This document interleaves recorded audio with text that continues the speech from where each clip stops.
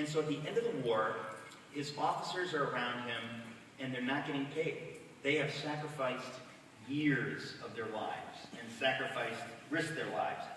And Congress has no money to pay them, and it's the scene, and basically they're saying, listen, George, General Washington, we should have a military coup. You should take over. This is nonsense. You're not getting paid. We're not getting paid. We gave our lives. We've been away from home for 8 years.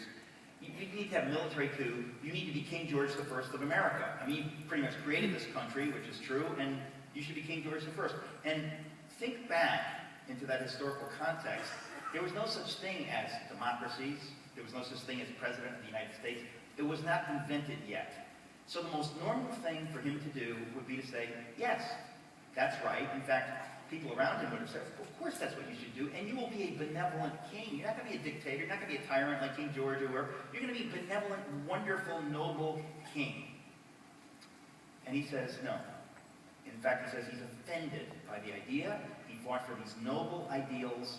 He turns down virtually unlimited power, which any fair person would say, oh, he was entitled to it. That was not a power grab. He was entitled to it. Yeah, he was a good man. He turns it down. And it's so noble that it takes your breath away. In fact, I write about it in the chapter. George III, his enemy, King George III of England, where the producer and director are from, you know the country? Cover your ears, guys. It's going to be nasty when you say that. No, in all seriousness, this is actually so beautiful. George III, King George III says that if this is true, what I've heard of Washington, that he gave up this power, he is the greatest man in the world. George III, his enemy, said that about him. It reminds me of this biblical principle